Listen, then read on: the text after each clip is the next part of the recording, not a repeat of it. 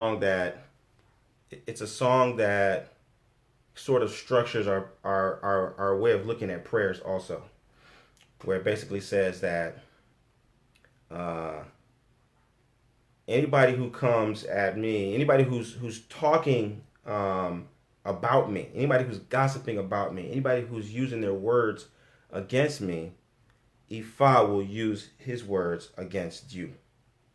Anybody who's coming to attack me or physically, fight me, Ifa will fight you. Okay? So that one goes like this. The call and the response. It starts off with Bomu Bomu Ke. Bomu Bomu Ke. Anybody we Ifa ba we. Bomu Bomu Ke. Anybody ja Ifa ba ja. Bomu Bomu Ke. Bomu Bomu Ke. Bomu Bomu Ke. Anybody we Ifa ba we. Bomu Bomu Ke. Anybody ja Ifa ba ja. Bomu Bomu Ke. Bomu Bomu Ke. Bomu Bomu Ke. Anybody we Ifa ba we. Bomu Bomu Ke. Anybody ja Ifa ba ja. Bomu Bomu Ke. Bomu Bomu Ke. Bomu Bomu Ke. Anybody we Ifa ba we. Bomu Bomu Ke. Anybody ja Ifa ba ja. Bomu Bomu Ke. And that Bomu Bomu Ke, it's not really words. That's like just for making it funky. But anybody we Ifa ba we. Anybody who comes to just come and talk to me, Ifa's gonna talk to you. Anybody ja Ifa ba ja. You come, you want to meet to fight me? Ifa's gonna meet and fight with you. Okay, so that's the way we pray. Hey, anybody who wants to come, I don't want to be thinking about if it's Charles or William or Samantha or Eloise.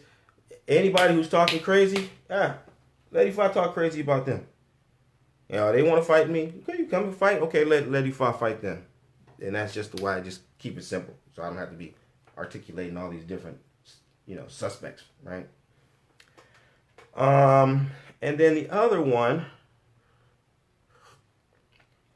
let's see. The other one is a song that is for, which one should we do? Okay, we'll do one that when you're going to be an Ifa devotee. This is a different one than I shared earlier this week.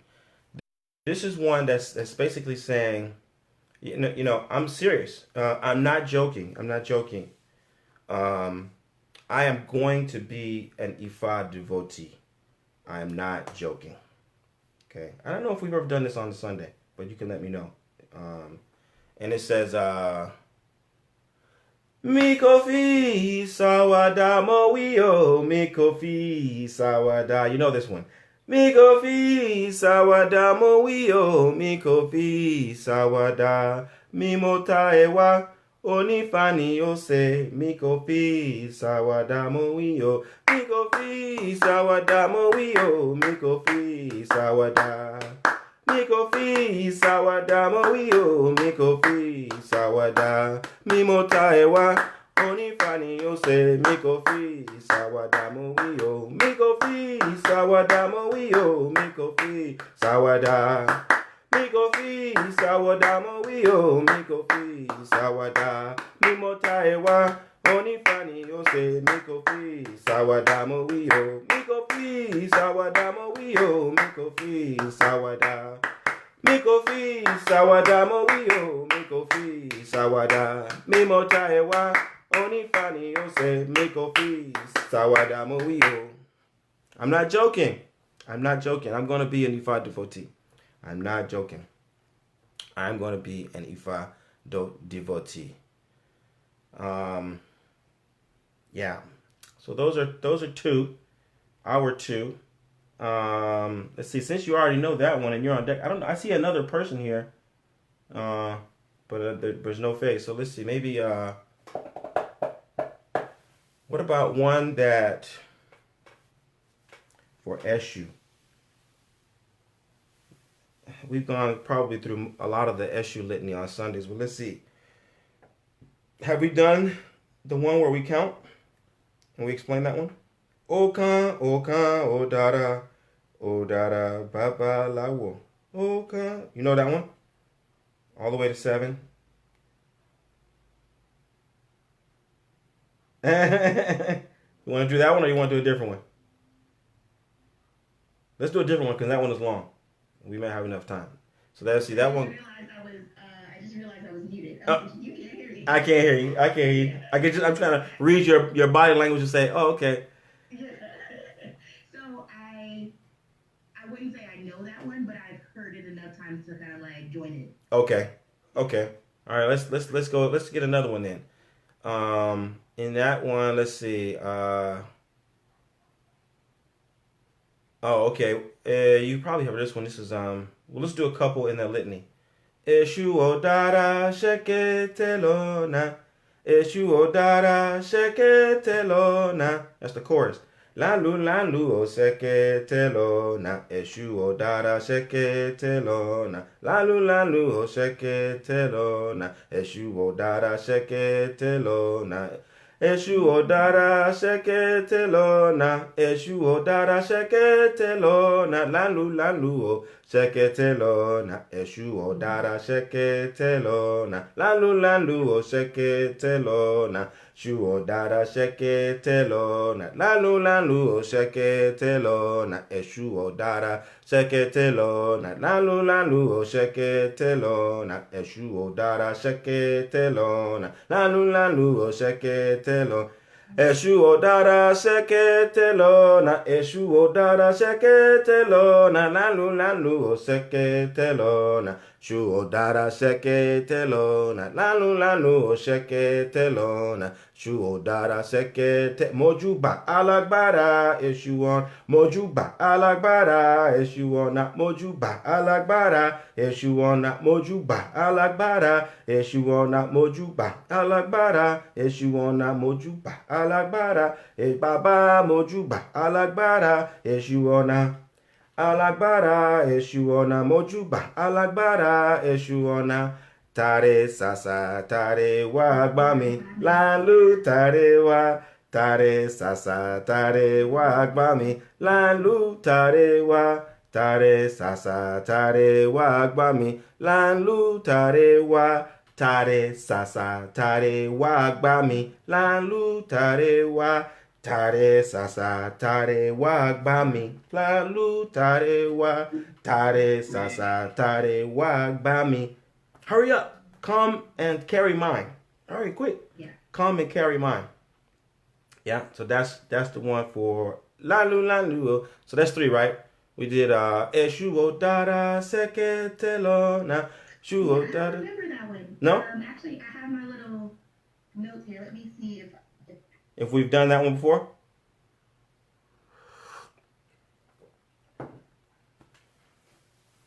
Nice little Eshu litany. You know, spice up your prayers when you're making your Ose. Hello, Dana. How are you? Fine. How are you? Very good. Thank you. Welcome back. Thank you. How was your travels?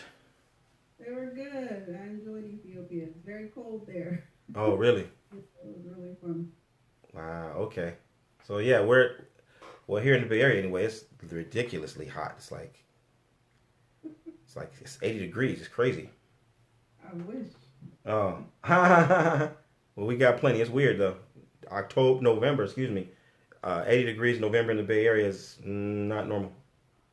Well, DC is also getting pretty chilly, so. Yeah, this is that time. This is that time. For everybody else, it should be getting cold. That's what you expect, right? Excuse me, see, Fayinde, do you have that one? I'm checking. I don't think we've done that one. Ah. The first one? How does it go again? Eshu odara seketelona. Eshu odara seketelona. No. That's the chorus. The call is lalu o seketelona. Then the chorus is Eshu odara seketelona. Lalu lalu o seke telo Oh, na we have. eshu Yes, o yes, yes, dada. yes, yes, You yes. do? Yes, we have. Yes, Okay. yes. I don't think we've done that one often. Yeah, right. Well, Yeah. it probably shows up right in the middle of a litany that can, will get shortened or lengthened depending on what we're doing. But okay, good. You got that one. Yeah. All right. Um, okay. So that's good. That's good. We got a few of them in there. Um, let's see. I think we've got one more minute before our official start time, but I want to start now because I realize everybody is on different time zones, and our beloved Sarah can't ever make it because I think she's an early bird and she's on the East Coast. So I want to respect everybody's time and get into this discussion. But before I do, or actually in the midst of it, let's say the Odu that we're dealing with is OsaMeji, Osa Eleje.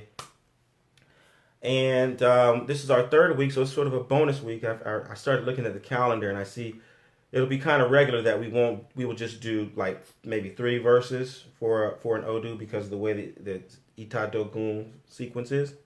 So in this case, tomorrow is the Ita Dogun, and we'll introduce another Odu, which means we'll have 3 weeks with OsaMeji, which is cool because there's a lot of verses. Um, But what I want to do is just take advantage of the fact that this is our third round to quiz you a little bit and see, like, what do you remember about some of the things about OsaMeji? So, Fighting Day, what could you tell us about OsaMeji? Sure. So, OsaMeji is the symbol is the crescent moon with the human head. Yes, It's all about clairvoyance, yes, really paying attention to your internal oracle, yes, basically the seeing or the eyes in the dark. yes, Kind of opposite of Iwari, which is the actual like use of tools. yes, So Osameji has been telling us to stay calm and to not run. yes. Yes. Mm-hmm. And so the divinities that came out in the 2 stories that you shared with us, obviously the Iami as well as Obatala. Yes. Very, very, very overlapping, recurring pairing of Obatala and the Awan Yami. And a couple of different versions of how, thank you very much, by the way, how Oromila takes the Adasa, the machete of Obatala. It has a bell on the end of it now. I'm sure the original didn't, but now it's a machete that has a bell on the end. That Adasa belongs to Obatala, but he gave it to Oromila. There's a couple of different variations of the story about what happened, but it's pretty much the same. Obatala was in super hot water with the Awanyami, and Oromila saved him. And in those versions, it follows that kind of a theme, the same as with the first story with the king, where the king was running, and everybody got warned, and then they ended up losing everything or being totally terrified. And these stories are like really interesting and kind of comical in a way because you see everybody is so terrified of Awanyami when they come out and there's this horde. The divinities are just totally petrified and they run for the hills. And it's only Oromila who brings them down to calm and neutralizes their force. So this one I'm going to depart from that because I think the first couple were like Iyami focused, which is characteristic of Awanyami of Osameji or Osa Eleye. Eleye means the owner of the bird. And so there's other verses of the story that tell us about Eleye, how Wanyami gets the bird power. They are coming from heaven to earth. And really it's Ogun or Batala and Wanyami coming to the earth. And Wanyami doesn't have power. And so she goes to Olodumare to say, Ogun can do this and Obatala can do that. What am I going to be able to do? He says, I'm going to give you the bird power. And it's going to like transcend all of the things that they do. Don't worry about it. But you got to be cool. You can't use it recklessly. And she doesn't use it cool. She gets kind of carried away and, ends up losing the power. And, it's just lots and lots of stories about Yami and Osameji. But Eleye is the owner of the bird. All right. And so you hear Osa Eleye lets you know this Ifa talks a lot about the elders of the night, the bird owners, because that's their emblem. So with that in mind, I want to flip it in a different direction and talk about some actual birds and that come up in Osameji. And this is a story that I don't really know the full diaspora version, the Cuban version, very well, but I've heard it told several times. And they conflate this story with the story of Oshun with Osetura. And in Osetura, it's Okin. Okin Okin is like a peacock, sort of. It doesn't look like a peacock per se, but it's a beautiful bird and it's white. You know, peacocks aren't really white, but Okin is this beautiful white bird. It's not an egret, but that is the bird that's synonymous with Yeye Oshun, and it carries the sacrifice to the heavens. Well, this story is that way, but I only know this one from the West African version, the one that they tell about Oshun, and becoming a vulture and all that. I don't know that one in West Africa. I've never heard anyone tell that verse. So, without further ado, this is a great verse about the law of compensation and the relationship between heaven and earth. This verse also tells us about somebody who's doing something and it's going to require them to make a tremendous sacrifice for the benefit of the community. But Ifa says, you're going to be successful. In spite of being successful in doing what you're seeking to do, you need to know that you're going to be repaid with ingratitude, even perhaps betrayal. So you got to factor in, that outcome before you take this mission. This Ifa also is telling us about somebody who's holding a grudge. You feel right. You feel it's a matter of principle. You feel the other person is wrong. They should have done it differently. And you're holding to it. You're sticking to your guns. And this grudge has become bitter and entrenched. And what you need to know is that it isn't you who suffers. It's the people underneath you who suffer. It's the little people. It's the vulnerable people. It's the innocents who don't have anything to do with this conflict, who are suffering most from your grudge. Ifa says you got to figure out a way to let it go, because unnecessary suffering is being, rent upon the innocents. In this Ifa, we have two kings, Oba Ajalaye and Oba Ajalorum. Oba Ajalaye is the king who fights all over the world. He's a defender of the world. Oba Ajalorum is the one who fights all throughout the heavens. He's the defender of heaven.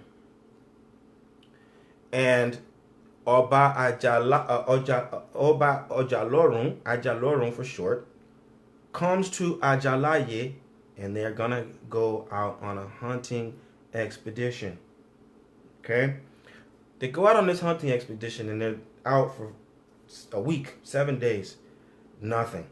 They're out for 2 weeks, nothing. They're out there for 3 weeks. Excuse me. Finally, they catch one emo. Emo is a brown rat. They catch one common brown rat. They keep it, they dry it, and they're gonna, figure they're gonna keep hunting and they'll find something else to add to their catch. But they go out for a whole 30 days, and all they catch is one brown rat. So Ajalorum says, this is not fruitful. We done what we could do. Evidently, there's no catch for us today. I'm going back to the heavenly realm. He says, all right, well, I'll bid you farewell. But Ajalorum says, well, since I'm the guest, the hospitable thing to do would be not to send me home empty-handed. You should give me the brown rat to take back with me. Ajalaye says, no. That would be ridiculous. How could I let you come here and do better in my own place than me? That doesn't even make sense. It's kind of offensive that you would even ask me to give you the one thing. I'm going to go home and tell my wife. Oh, they went back and forth and they started to argue. Ajalorum says, that's madness. Let's just cut it in half then. Here, give me the rat and we'll just divide it in half. And he's about to cut the rat in half, and Ajalaye, the king of earth, snatches the rat back and says, no way, I said what I was going to say, and my word is final. The rat is for me. I dare you to contest me any further. You're going to suffer. This rat is coming with me. Ajalorum said, oh, that's how you feel about it. It's like that. All right. And so, I'm going to leave. But you're going to see. And so, Ajalorum returned back to the heavenly realm and left Ajalaye with the rat. But when Ajalorum got to the heavenly realm, Ajalorum just totally stopped all the rainfall. Completely cut it off. No rain fell from Orun to Aye. 1 month, 3 months, 6 months, 9 months, a year. Not a drop of water fell onto the earth. And Ajalorum turned his back and completely on the world. Well, shortly thereafter, drought became the rule of the day. Drought turned to famine. Famine turned to sickness. Sickness turned to death. People, plants, animals, insects, birds, fish, everything was starting to die in droves. Finally, the inhabitants of the world got together and they said, this is a severe problem. We need to do something. Is this Savisa? Can you mute your phone? Savisa? Sure. Thank you, dear. So they got together and they said, we're gonna have to stop this. We have to get relief. Ifa says that there's two people, high up people, powerful people, elder people, people with authority, people with influence. And they're in a dispute. It's like a family feud. And they're arguing and each one is sticking to their guns. And it's not good for the community. It's not good for the, like I said, the innocents, the children, and all those who are coming after them. These two people need to put an end to it. And so there is a collective group of people like us. Here we are as a collective coming together to say, Ifa, what's the remedy to our problem? How can we solve this problem that everyone is facing? It's important for us as a group, as a community, to collectivize our problem, to be looking for a shared common ground and a shared vision, because the only way we're going to be able to address this problem that's happening in the higher up is for us to come together and acknowledge the fact that we're all suffering from it in one way or another. And so that is what has brought us together in this group, right? We're looking at our respective situations. We want to learn this, we want to learn that, we want to progress with one thing, you want to progress with another. We're in different parts of the country. Sometimes we're in different parts of the world. But here we are as a collective with a shared understanding that something is awry and we need a solution to that problem. Ifa is saying that the solution will come through first of all, through you as a group, us as a group, asking the questions, what can we do? And so the Babalawo cast Ifa for the group. Bra. Osameji is what appeared. He says, oh, you have come here as a group because you want to solve this problem. You want a remedy to the common ailment that's affecting everybody in the community. It's a big undertaking, and you're going to have to make a sacrifice.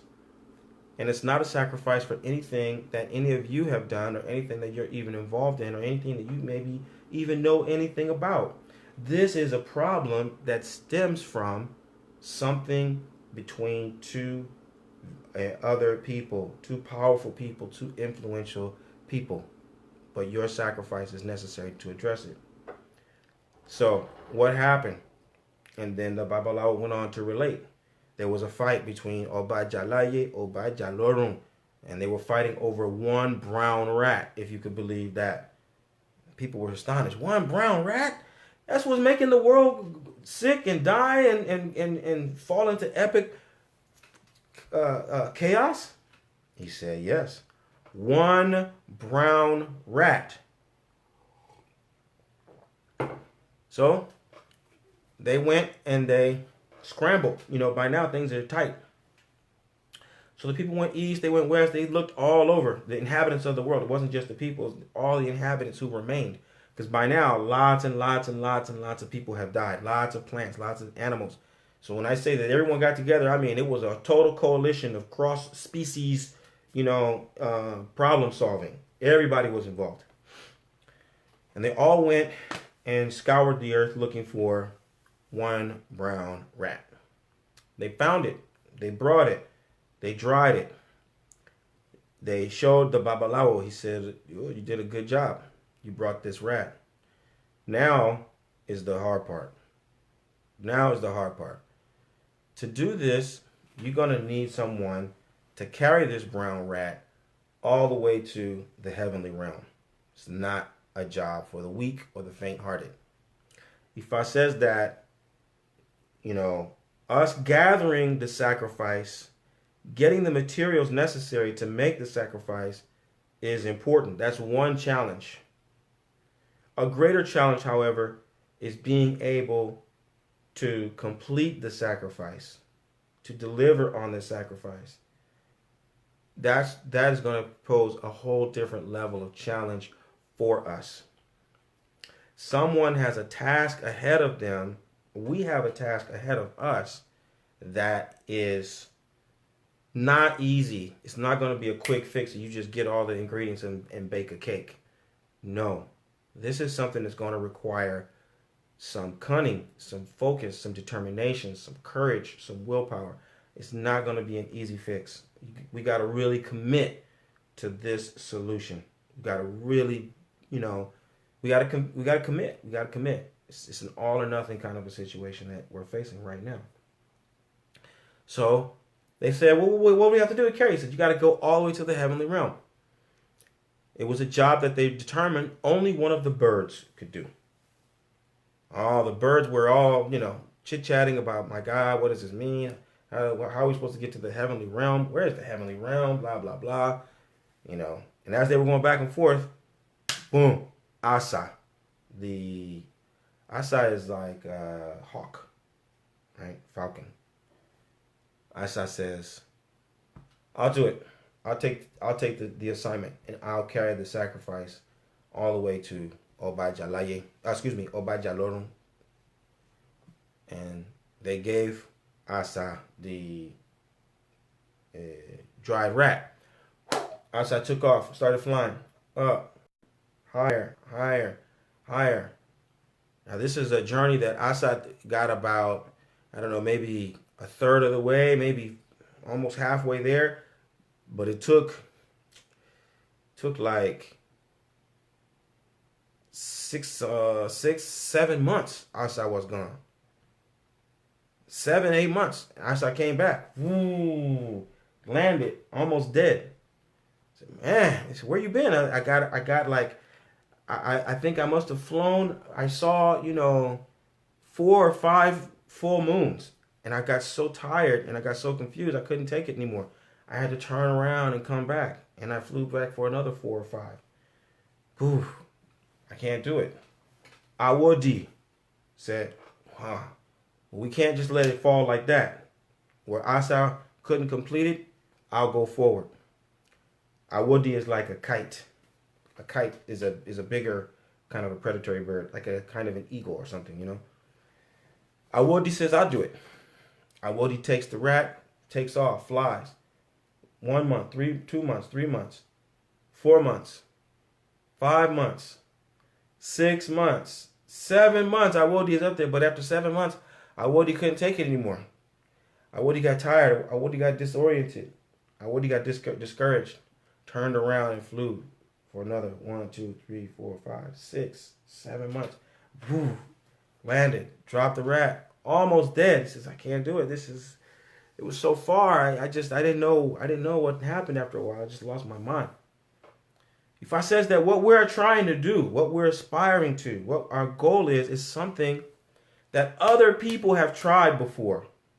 Not only is it difficult, not only is it something that doesn't have anything to do with us, it's something that others have tried before. And they have gone for, half of the journey. They've gone for 2/3 of the journey. They've done 75% of the task. But they just got confused and disoriented, and they stopped before they could complete it. Ifa says that ours is not the very first attempt, but it has to be the successful attempt. Finally, up comes Igun, or Gunugu, the vulture. The vulture says, I won't give up. Asa tried, Awodi tried, Asa failed, Awodi failed. It's Igun's turn. And I promise the inhabitants of the earth, if I have to fly for 20 years, I will complete the mission. Igun took the rat and took off, started flying. Up, higher, higher, higher, higher. 1 month, 3 months, 6 months, 8 months, 9 months, 12 months, 15 months, 16 months, 17 months. Igun is flying until finally at 18 months, Igun can see the gateway of heaven. Igun gets there totally exhausted, totally beat up, frail. He demands to go to the palace of Oba Ajalorun. I've come all the way from Ajalaye because of this. I have to speak to the king. So they took Igun to the king, Oba Ajalorun. And he was totally shocked to see Igun as an earth creature. He said, my God, what are you doing here? And Igun explained, it's been a long time. I mean, we've been in drought. We've been in famine. Death has taken over the earth. Hope is being lost. I don't think that we're going to make it much longer. We desperately need a resolution. We need rain. We consulted Ifa. Ifa told us that the sacrifice was 1 dried rat. And so I have come to humbly present to you, Oba Jalorun, 1 dried rat. Please accept it on behalf of all the inhabitants of the earth and let rain fall once again. Oba Jalorun had forgotten all about the earth. The grudge was so deep, he forgot that earth even existed. Never mind rain. So he went and looked into his magic mirror and was observing the world and could see in all 4 corners of the earth there was desolation, there was sorrow, there was death, there was despair. And so Oba Jalorun said, okay, enough is enough. I'll give it up. He took the dried rat, he went and he gathered 3 gourds. And he gave these 3 gourds to Igun. You know, a gourd is what we hold magic in. So we hold medicine in. Powder and stuff like that. It's in the gourd. It's like it's a jar. He says, I'm going to give you these 3 gourds, Igun. And this is how you're going to have to use them. The first one, you're going to break it when you get to the gateway between heaven and earth. As soon as you leave here, you get to the portal. You're going to break the first cord. Wow. When you get halfway between heaven and earth, you're going to break the second cord. Wow.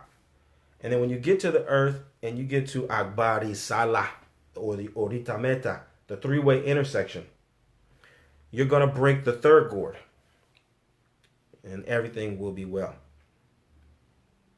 Well, Igun did as was instructed, but before he took off, he says, "But you know what? It took me like 18 full moons to get here. The earth is not going to make it that long. If it takes me that long to go back to the world, everything's going to be gone." He says, "Don't worry about it. I got you covered. I'm going to reduce your trip. It's only going to take you 3 months. I'm going to show you a shortcut." He took him to a direct route back to the heavenly realm, kind of the way that people go when they're born. And so he said, "Go, take this route, and you'll be there in 3 months." Igun did. He broke the first cord, and he started to descend, down, down, down. About halfway down, a month and a half going down, he broke the second cord. When he broke the first cord, enormous clouds spread out over the whole earth. There's a cloud cover over the whole planet. When he broke the second cord, thunder started to rumble in the skies. Whoa, wada, wada. Then when Igun got to the earth, he went to the Agbarisala, the three-way intersection. He smashed the third cord. Wow. As soon as he smashed that third cord, all the clouds that were filling the sky just let down torrential rain. Everywhere, rain. Rain, rain, rain, rain, rain, rain. It rained 1 day, 2 days. I mean, it was just like non-stop torrential rain everywhere, all over the world. Igun was couldn't find anywhere to go. There was so much rain. He was getting beat by rain. And he couldn't recognize anything. So he was going along, but he was so tired now after all this time traveling that Igun went and he saw a carcass that had recently died in the rain. And without really identifying it, Igun the vulture, how vultures do, went over and he started to eat some of the carcass just to give himself some strength. Then when his strength was a little bit up, then Igun kept walking until he found the town. He walked his way all the way to the town center. And he started to find houses. He started knocking on the door of different people's houses. And when the people came, they opened the door, and they didn't, they were first house, they didn't even recognize Igun. They slammed the door in his face. Bow. Igun went to another house. When they opened the door, they were so caught up with happiness and making merriment because it was raining and everything. They didn't even care about Igun. They didn't even take time to listen. He's like, "Your problem is not our problem. The world's problems are solved. And here you are still homeless and raggedy. Get away. You must be cursed." They closed the door. One after another, Igun went to everyone's house to try to find some place to take refuge while the rain was pouring down. Nobody would give Igun refuge. He had to go and just hide himself under a tree until the rain stopped falling. Then, after the rain stopped, Igun started to make his way back to where he came from. And much to his shock, he saw that the carcass that was laid out on the ground was none other than his own mother. He had devoured some of the flesh of his own mother in his desperation. That was when he couldn't take it no more. He was totally broken, he was heartbroken and full of despair because he said, "My God, I gave everything. I sacrificed it all. I gave time." He went and he tried to find his house. His house was dilapidated. His children were not there. I gave up my family, my children. I don't know where they are. I even have eaten the flesh of my own mother. This is terrible. And he went and cried sorrowfully to the Babalawo who we saw in the beginning. And the Awo told him, "Well, Igun, I tried to warn you that this is going to be a sacrifice that would be thankless, that no one would appreciate your sacrifice. No one would give you kudos for what you did. And so I'm sorry for your loss, but that's the nature of this particular job. There's no thanks for you. But as a reminder for people, from this day forward, all people will also have to do what you did, which was to consume get nutrients from their own mother. And so that was where, from that point on, all people have to breastfeed. And it's emblematic of us consuming our own mothers. It reminds us of what Egun did and the payback that Egun received for having made the ultimate sacrifice on behalf of the inhabitants of the world. Ifa says that we should remember the ones who have sacrificed for us. We should remember the ones who have gone out of their way to make sure that we have what we need in order to be prosperous and to grow. But Ifa says that we ourselves will not be thanked for the job that we're undertaking today. The task that is before us, this big duty that we have to face, we have to be successful at it, just like Egun had to be successful. If Egun hadn't done that job, then everything would have been lost. So it's not like we have the option to opt out. We have to complete this task. But we got to understand that there will be no thanks. There will be no appreciation. There will be no pats on the back or no medals of honor. We'll probably be met with indifference, disregard, and ultimately even betrayal, right? And so that's part of the deal of making a sacrifice. So that is what part of what OsaMeji says for us as a collective, as a group. So what I want to do now is pause and hear from you. How does this message resonate with you, with your life right now? How does it make sense to you? What questions do you have? 2. And number 3, how does this particular verse relate to the profile of OsaMeji? Okay, so it's 3-part.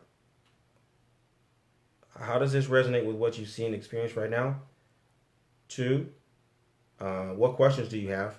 And then 3, how does this, just looking at the story overall, how do you see it matching up with the profile of OsaMeji, which has to do with running, which has to do with changing viewpoints, which has to do with, intuition, those types of things.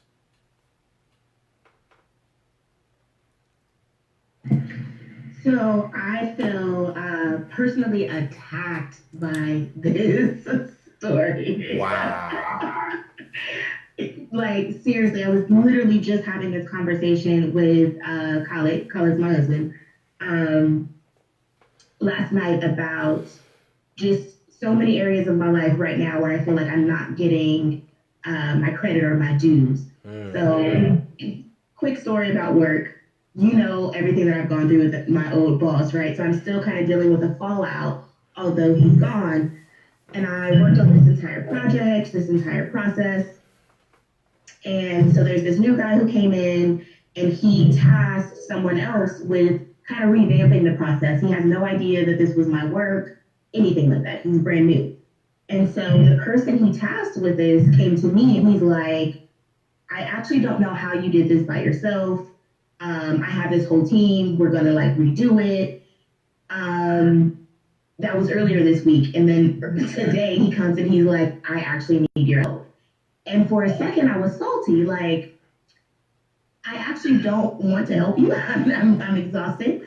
I'm tired. I have all of these other things that I'm doing. I got this promotion. This is now your job to do. I'm good.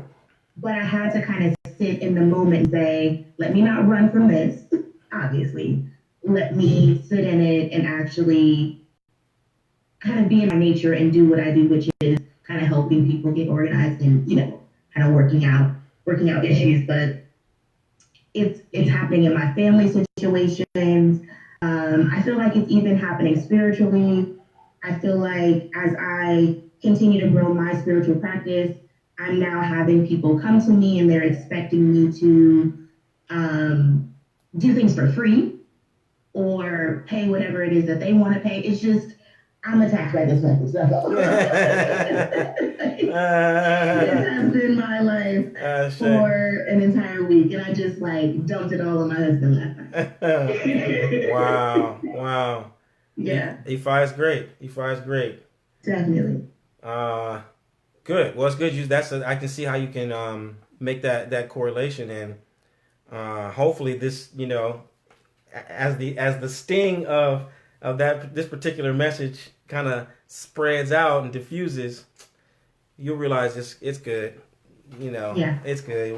The sacrifice that you make and the compromises that you make are worth it, but you have to know what to expect. I think that's right. What I personally took from it was like, okay, how do I set my life up in such a way at this particular phase of what I'm working with right now? How do I arrange it in such a way that it's okay for me to make the ultimate sacrifice? Right. But I guess my question is, how do you work through that bitterness, right? So that's been the soul searching I've been doing since my conversation last night, where I get very, very frustrated when I'm not given my credit for either creating a process, changing a process, making something better, whatever it is. You don't have to tell the whole world, but I need you to tell me, like, I see that you did this thing and I appreciate it. And that's it. And I'm good. How do you work through that bitterness when people don't recognize that sacrifice?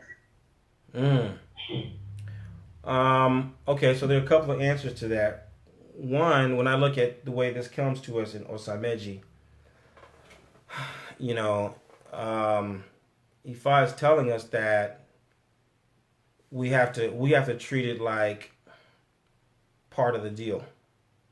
It's part of the package. It's kind of like being a parent or being, you know what I mean, where it's just like you're not going to even, by the time you realize what I've done for you, I might be dead by that time.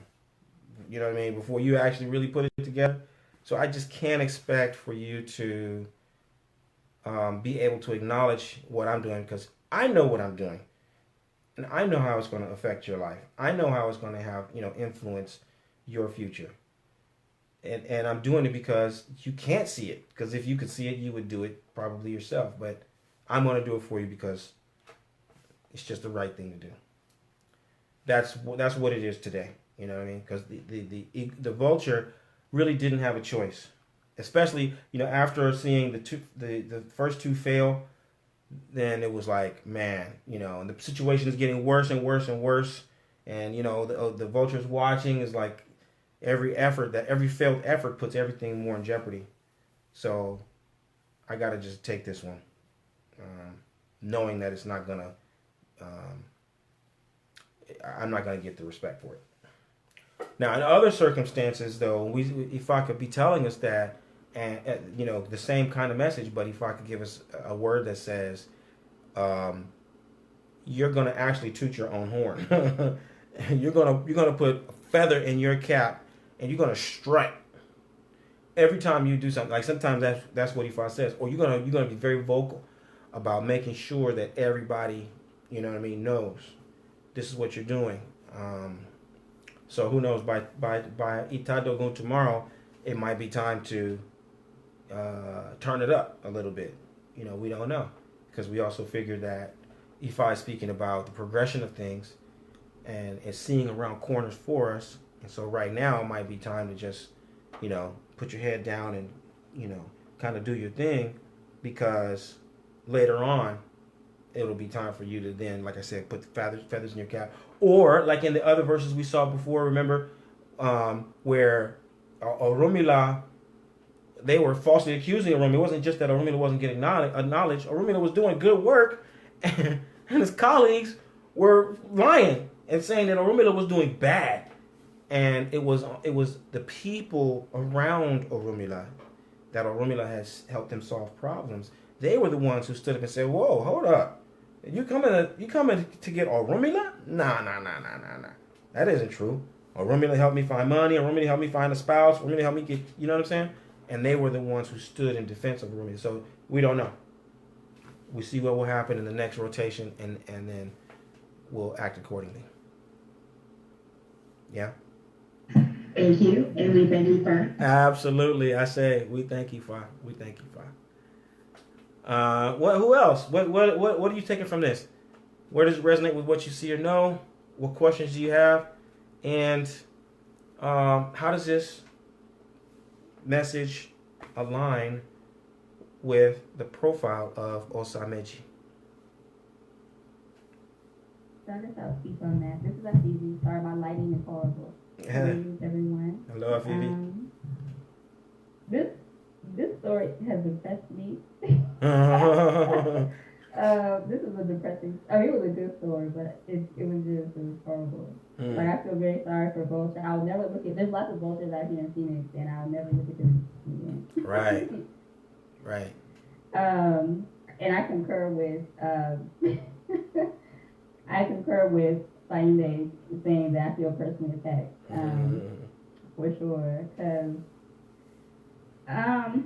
how this shows up for me, I feel like it shows up for me because that's like one of my greatest not even a pet peeve, but that is something that irks me, like when people don't acknowledge my contribution. Like, I actually don't play that. Like, I don't know. I won't like retaliate. I don't feel like I'm not like a big retaliator. I'm not gonna like be passive aggressive, but I definitely can hold a grudge when people show themselves like that, when they do betray, when they don't, show respect to me for making a contribution or doing something, even like helping them. And if they don't show proper respect and give thanks for that, that's like the ultimate. To me, that's just like off check that, like, you're done. Like, I don't who are you after that, you know. So this being said that I should expect that, it's kind of like, what? Like, who are these people? And how long is this energy gonna be around? But I don't know if how long do I have to deal with that? Like, is it gone now? Is it gonna be gone tomorrow? But so I'm just thinking about all the things I have to do because I can feel this. Like, I feel, and I've talked to you about the things that I have, that I want to do, that I know I need to do. And like right now, my life is like, it's a shift. It's like an energy shift, and things are intensifying, and it's calling upon me to kind of get out of my comfort zone. And so all of this, plus the fact that I won't be, I could potentially not be respected or meet with betrayal or people not seeing the value. That's really that's probably what I really was trying to say. Like, people not seeing the value in what I am offering.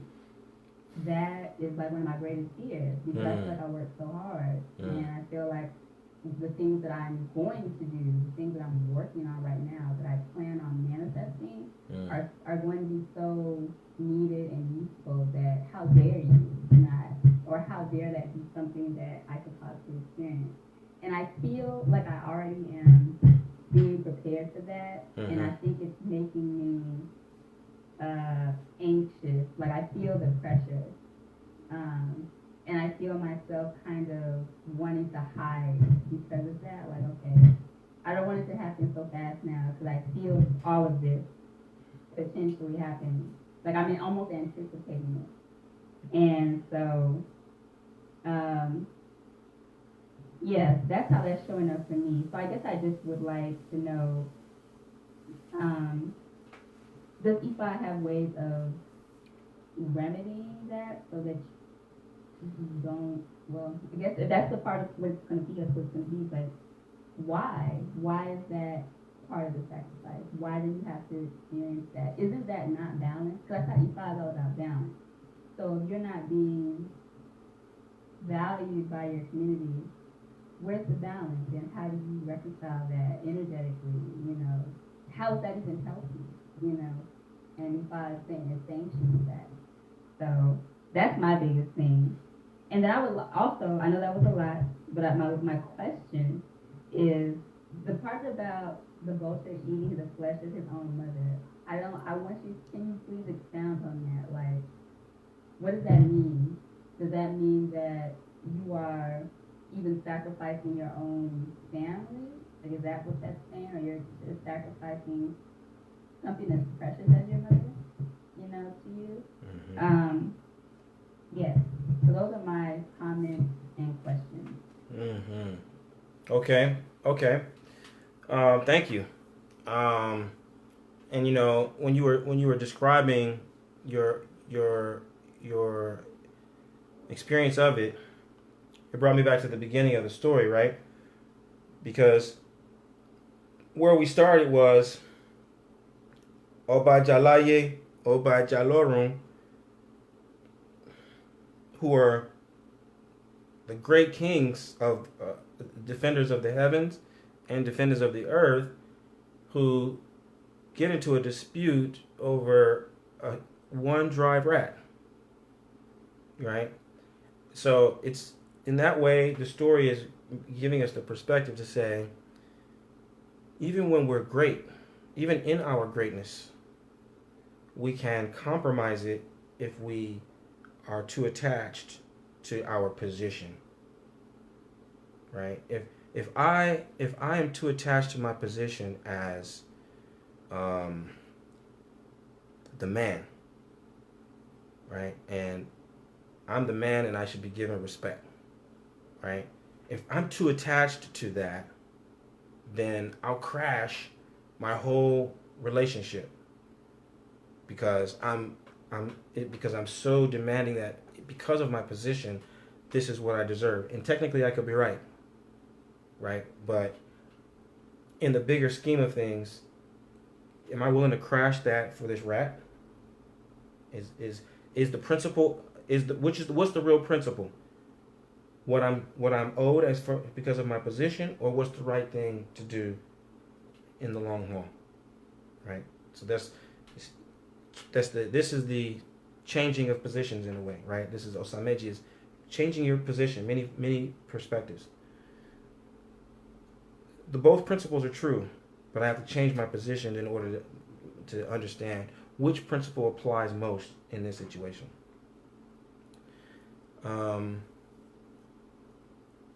Likewise, if I'm the woman, and I'm just keeping the same analogy, and in my position, I should be adored. I deserve that because of that's my position and that's who I am in the relationship. And if you don't give me the adoration that I deserve, well, then I'm justified in sticking to my guns, and it may be true. It's like, yes, you are deserving of that because that is who you are in this relationship, and yes, it's supposed to be that way. But again, you have to look at the principles. Like, okay, what's more important in this situation? Me receiving the adoration that I deserve, or is it am I willing to crash the whole party for this rat, right? And you gotta go back and forth with it to figure out where the value really is right now. So that's one thing that I see in the beginning, because at the end, the vulture, everyone should be celebrating the vulture. Everybody, they should have been looking out for the vulture. They should have been taking care of the vulture's family. They should have been doing everything to make sure that what the vulture was working on would be, wouldn't compromise the reason why he was working for it. Because ultimately, the vulture is looking for everybody, but you got to be thinking about his own family. So technically, sure, everyone should do that. But they didn't, right? They didn't. And so, in the same way that they didn't, it takes us back to the fact that even the King of Heaven didn't, and the King of Earth didn't. No one really did what they were supposed to do. No one did the best thing. And my mother would say, do the correct thing. Nobody did the correct thing, except for the vulture. The only remedy This isn't this is what I'm interpreting from what Ifa is telling us. The only remedy is know who you serve. When you know who you serve, you're willing to take that hit. It's worth it, right? Like, because that's who you live for. They don't have to thank you. They don't have to thank you. They don't have to even know you were there. It will hurt your feelings. It'll make you sad. You know what I mean? That they don't. But even being able to see them, and this is not everybody, right? Even being able to see them go off and be successful and happy and prosperous, and to look upon you with disdain like the vulture, you still are happy because you know that they're happy. You're still fulfilled because you know this one is where she is or where he is because of the sacrifice that I made. And that's why I did it. I don't have to, you know what I mean? I don't need anything else. Just knowing that you're able to go forward gives me everything that I need. It's that I fulfilled my duty, right? I fulfilled my duty. And it's kind of that when I think of that kind of service, it's kind of like a soldier kind of a thing. Like, this is my post. I'm holding my post. I don't care what comes. I don't care who comes. If I take a bullet or lose an arm or whatever happens, it's just what happens on me defending my post. They're never going to say, Origunwa was not at his post. That's what happened. He wasn't. No, I was there. And I did my thing from beginning to end. Nobody's going to take me off my post because that's what I'm here to do. And that alone gives, but you got to love your post. You gotta be totally dedicated to what you're doing. And so it's good because it'll cause you to kind of go through the script of things and say, well, yeah, I'm kind of into this, I'm kind of into that. Yeah, but am I ride or die for it? Nah. This one, am I ride or die for it? Nah. It's out. If I'm not ride or die for it, I'm not giving it my time. It's not. It's cool, it's interesting. At the end of the day, if I have another extra half hour, I'll check that out. But what I'm waking up for in the morning, what I'm doing at high noon, what I'm doing when I'm hungry, what I'm doing when I got money, what I'm doing when I got people around, what I'm doing by myself, that gives me fulfillment and joy. That's the only place I can put my focus. Then no matter what happens, I'm getting what I need because that's my purpose. So I think ultimately that's what I take from this particular story. It's a great gut check for all of us. To say, who do you serve, really? And if that's who you serve it because it gives you fulfillment. You don't do it for them. You do it for your. Actually, you do it for selfish reasons. Because if you didn't do it, you'd be lost. If you didn't do it, your life would have no meaning. So you have to do it. You have to. That's what I think the invitation, this particular verse is giving us an invitation to say, all right, where am I in that regard? What do I feel like I have to do this? If I don't do this, I'll be dead. My life will be meaningless. I cannot call anything successful if I'm not successful at this. Thank you, Baba, for turning that, for clarifying that and turning that around for me. Because, like I said, that was very depressing for me. I know. No, but that's awesome. Because that, just what you said, also helped me see another place where it resonates with my life. Because again, when you defined it divine for me before, that was a part of what I am already doing. I'm honing in on what my vision really is and getting more clear and specific about exactly what I am trying or what I'm doing. And that's been happening also for me, like the things that aren't really as important, that were really distractions that kind of fall, like I feel them falling away. And I'm turning my attention into more like kind of like in yoga they call it having like a one-pointed attention or one-pointed mind. So I feel myself becoming more focused. Slowly but surely, I'm definitely a work in progress, but it's happening. And like you said, now I look at this story as being you know, is it really your passion? And if it's not something that you're willing to do, no matter who thanks you or not, then what are you doing? Right. Because yeah, that's really what passion, a purpose is about. And I also see that the profile that you mentioned. That was the other part I was going to mention. You said the profile of Osameji. Well, in the beginning, I remember you saying that there were some kings and there were people that weren't willing to sacrifice. Like that was the issue in the beginning. Right. So this character or the vulture went all the way with the sacrifice. And he did like everything he could. Right. And so in doing that, it was successful. He saved the world, basically. He saved the world. So that's how I see it applying to the profile. Is like really the takeaway is sacrifice is how you're going to save the world, or when you do what you need to do, that's when you'll get the outcomes that you want. You know, so that's how I see it tying together with the entire theme of what we've been talking about so far. Sacrifice, sacrifice, sacrifice. That's like the key word of the day. Yes, and it's great that in the first or in one of the stories in the previous study group, it was the kings, right? You're right. That none of them wanted to sacrifice because they were like, what's Iyami gonna do? You know, they refused to sacrifice, and they were powerful. And then again, here the king of the earth and the king of heaven, they didn't want to compromise. It wasn't so much sacrifice; they just didn't want to compromise, and they end up losing. And then it becomes the most despised, lowly. You know what I mean? Like the vulture is like of all the birds. We love birds, right? Birds are like beautiful. They're magical birds, except for the vulture. You know, hide your babies, run. You know. But the vulture was the one who saved the day. You know, so sacrifice. If you're willing to make that sacrifice and that compromise, even if you're the most peripheral, you can make a contribution.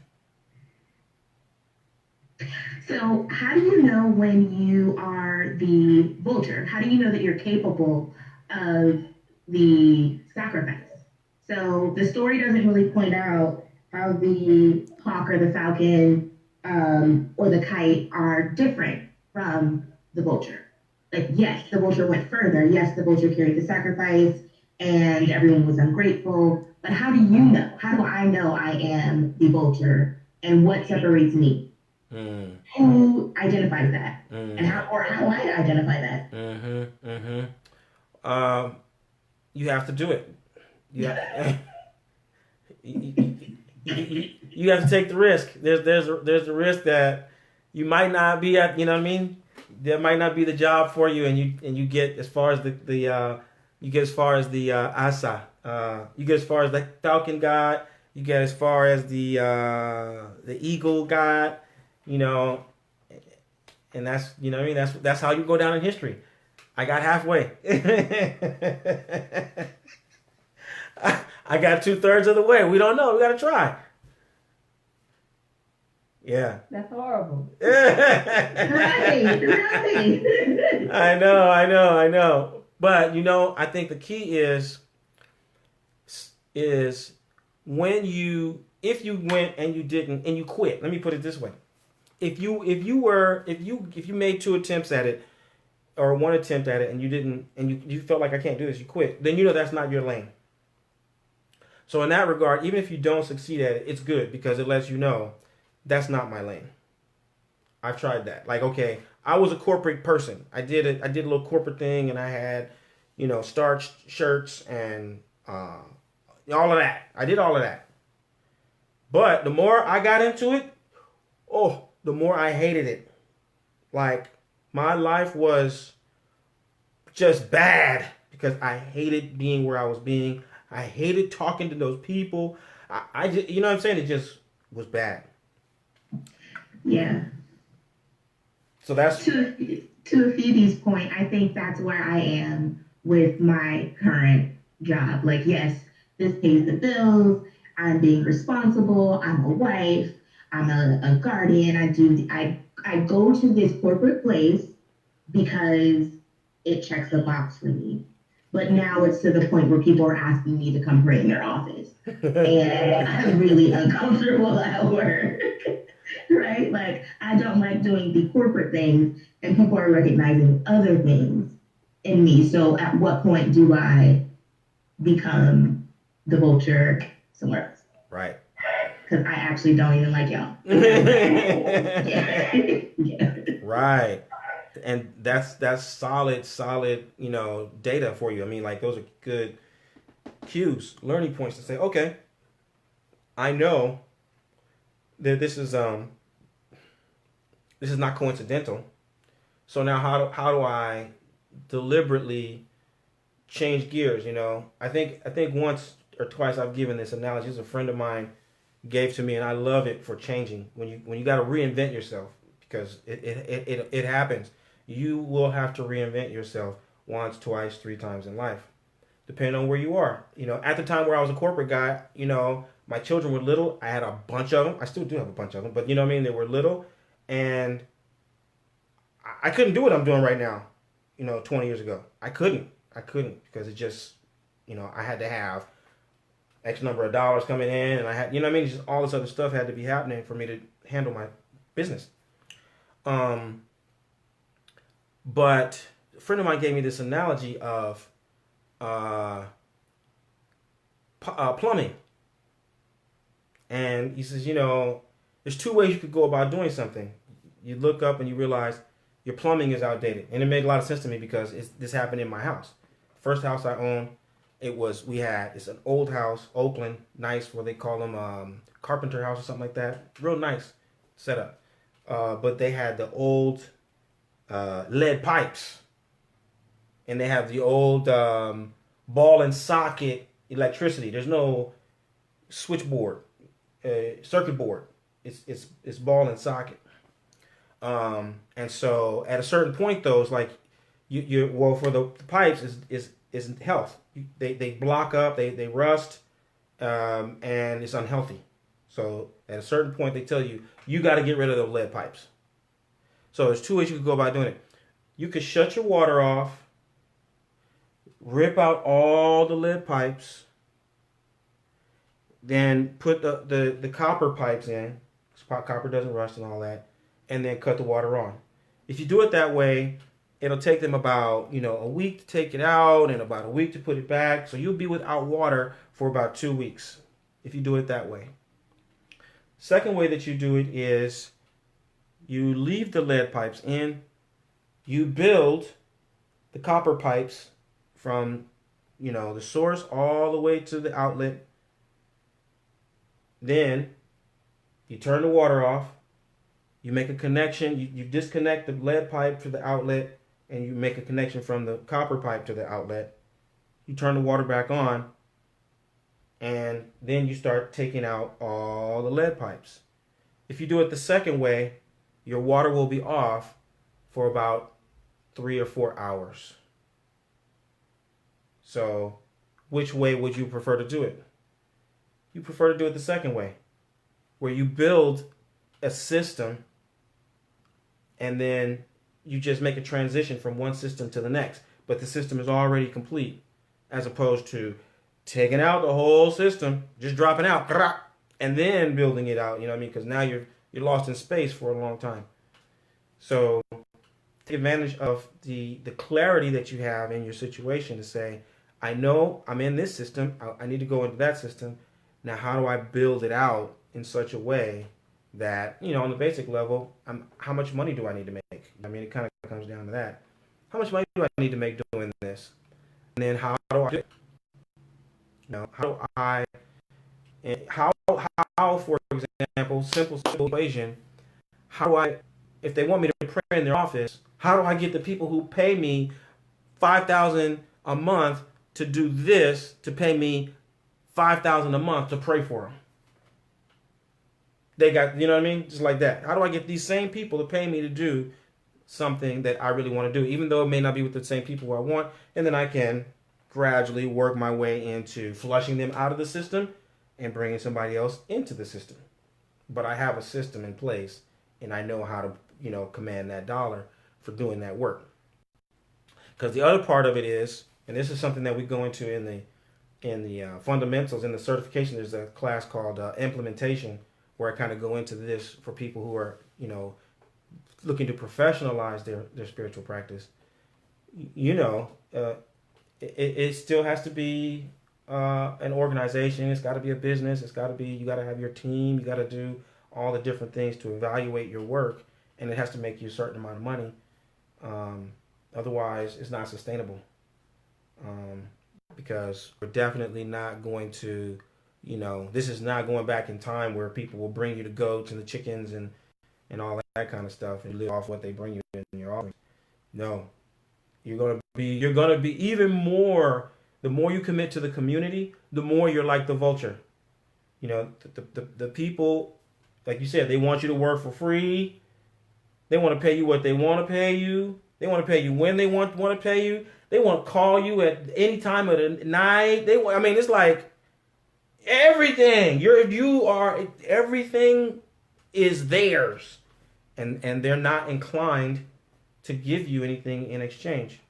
So you really want to be clear about, nope, it's got to be this many dollars. I got to have this many dollars come in, otherwise, I won't last. So that's a long answer, but hopefully it does cover some. It does. Good answer. Thank you. Yeah. It's a good dilemma. I'm glad to hear you have that dilemma. Honestly, it's a very good dilemma. There was something else that was entering my mind about this OsaMeji. Maybe it'll come back to me. Anyone else? What does this message mean to you?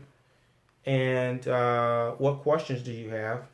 All questions are good questions if you ask them. And where do you see this aligning with the profile of OsaMeji? This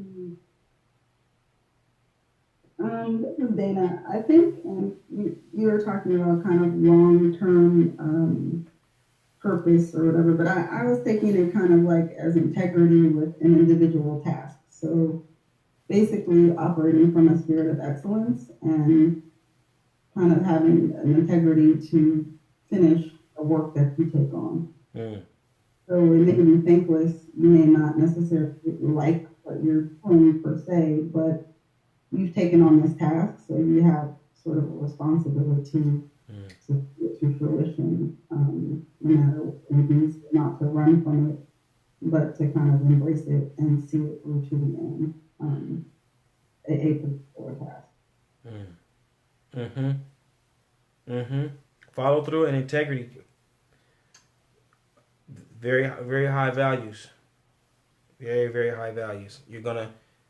The Yoruba say, in fact, it's not.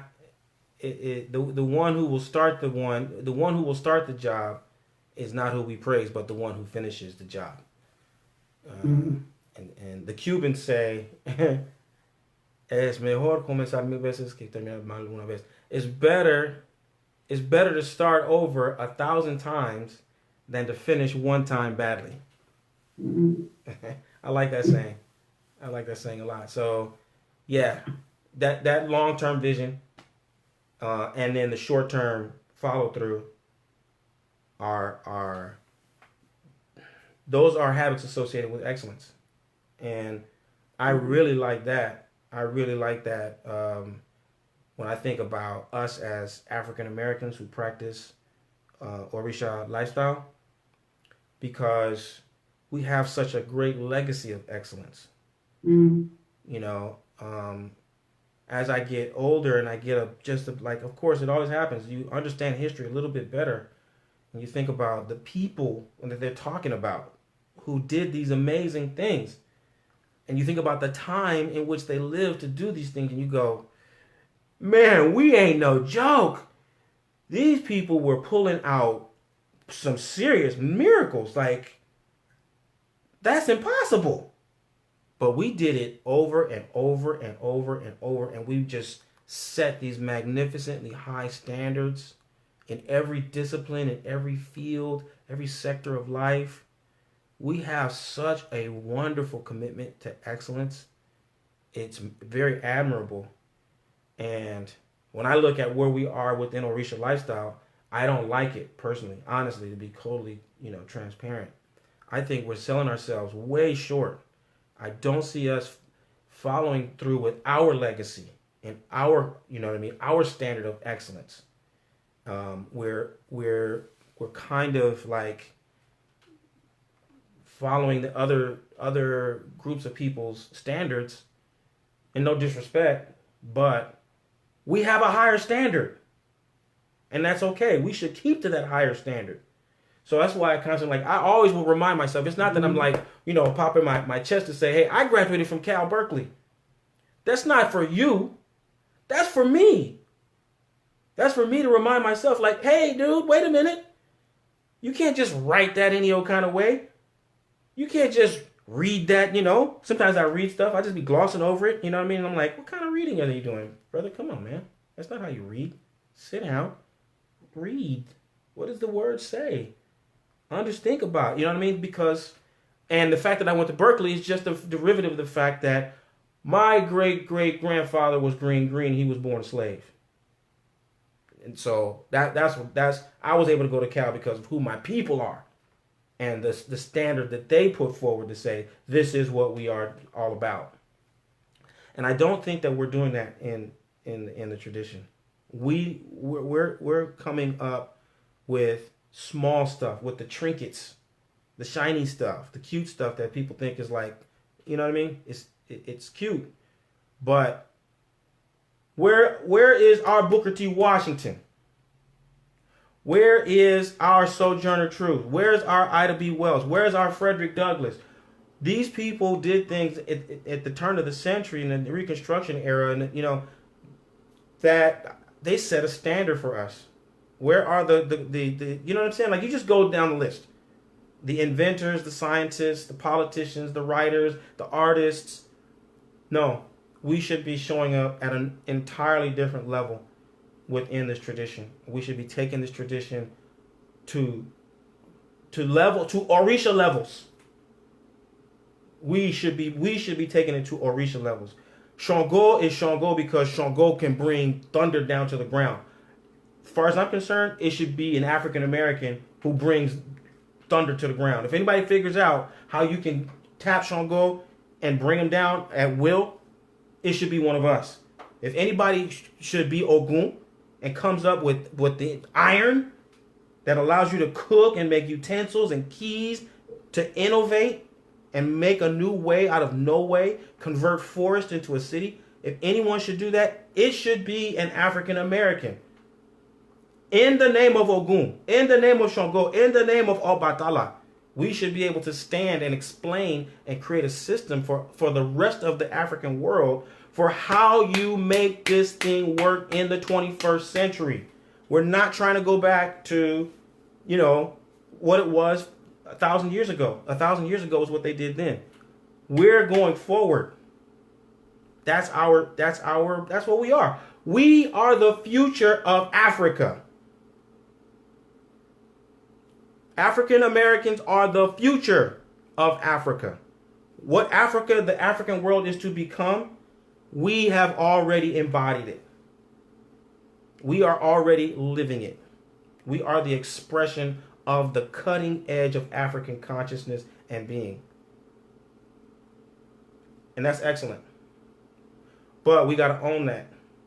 And we got to walk in that. And we got to stand in that. And we got to not compromise that as we do the tradition in the correct way.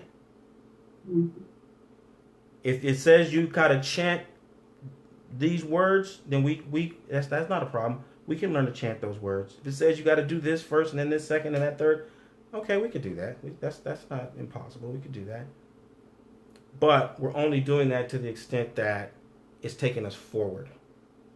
Mm-hmm. So, yeah, you got me excited there. That's like that commitment to excellence. That's what I don't see enough of it from us in the tradition, where it's like there should be a higher standard, and we should be setting it. Mm. Yeah, that's my bias because I'm African American. So anybody just think that's wrong, I'm sorry. I'm not sorry. I that's my perspective. That's my experience. That's what I've lived, and I don't think I should have to compromise that. I think we should reach a higher standard of excellence within this tradition. Yeah. Mm-hmm. So that being said, we've hit an hour and 13 minutes. We should pause now for someone else to ask a brewing question, and then I'll be talking for 10 more minutes, and we don't need that at this hour. So I want to thank you all for your time and your effort. As always, I'm recording this. I'm going to upload it, and I'll share it onto the Patreon page. And you can, excuse me, you could go back and study it some more. And if you have other questions, feel free to, send me a message. I really, I'll be happy to receive your questions. Tomorrow is the Itadogun. We'll cast Ifa again for the community, and you will be included in that consultation. So, tonight is a good night to be thinking and praying and getting your vision clear to ask Ifa, and I want you to sort of put it to the test to say, Ifa, I've done the Itadogun a couple of times. The message is good, but I really need to know something concrete. Ifa, speak to me. This is how I actually pray. Because I'm a little bit slow, when it comes to Ifa. And so I have learned to say, Orumila, how I miss stuff. So please give me a message that I can understand. Tell me something in a way that I know for sure you talking to me. Right? And so do that. I mean, if that's your problem, you may not have that problem. You might be very clear that when Ifa speaks, you understand exactly what's being said. But all I'm trying to say is that, since tonight, as you sleep, by the time you wake up early tomorrow morning, I'll be pounding the Iking for us. And it's a good time for you to pray and ask Ifa for guidance and direction in whatever is happening in your life, so that Ifa can speak to your condition, and then you can understand what you need to do. The other thing is, I want you to all participate in the sacrifice part of it. Whatever is mentioned, with the taboos and the offerings and all that, do it. Do it. And the reason why I'm saying that is this. I want you to know and understand how Ifa works. I want you to know how Ifa works. If you when you go to the doctor, so I would go to the doctor and you get penicillin or whatever, and they say, take this for 30 days. Well, I would take it for 12 days, and when my symptoms clear up, I stop taking the medicine. Right? And then 16 days later, whatever, I'm back, broke down and raggedy. Ifa is like that in the same way. If Ifa says the sacrifice is this, and this, and the taboos are this, and this, if you want to know that Ifa works, you gotta follow the instructions. If you don't follow the instructions, or you only follow part of the instructions, you will always have a creeping doubt. Was this a coincidence? Or, is this real? Or, you know what I mean? It won't be clear. But if you do your part, you do all the things that you're asked to do, you at least can say, okay, I can rule out the fact that it's not that I didn't do all the parts. If I didn't see what I was expecting to see, or I didn't experience what I hope to experience, I can rule out the fact that I'm not the source of my own lack of fulfillment. Okay? And that's key for Ifa. Because Ifa, half of Ifa is you. Half of Ifa is you. It's your ability to be aware when you're out on the bus or when you're at work, and for you to see the Odu manifest in front of you. If you don't see it, you won't respond to it. And you might say it didn't happen. It happened, but you weren't paying attention. Ifa is not something that's going to override your world and take control of the car, and you're going to wake up, oh my God, I was at the bank and they had a check for me and they just gave me $10,000 and they said it's for you. That's not Ifa. Ifa is going to be like, you got to recognize, oh, that's the King of Heaven. Got it. That's the King of Earth. I understand. And now they're fighting for, and that's the brown rat. These are symbols. You got to recognize those things and respond to them. But it requires that you pay attention and you're in the story and you're in the move, right? So all that to say, follow all the directives. Do all the parts, right? When it comes out tomorrow, follow all the parts and then pay close attention to everything that unfolds. All right. So 5 minutes ago, I said it was over and I'm still talking. So thank you all for your time and your attention. I'm so happy to be sharing this with you. I hope it's meaningful for you. I hope you're getting something out of it. This is the highlight of my Tuesday. I'll have you know. When I started this, my little allergies got my head like going in 4 different directions. But I am very, very, very happy and excited about the message of OsaMeji for us today. And I look forward to talking to y'all in 7 days. Sleep well. Odabo.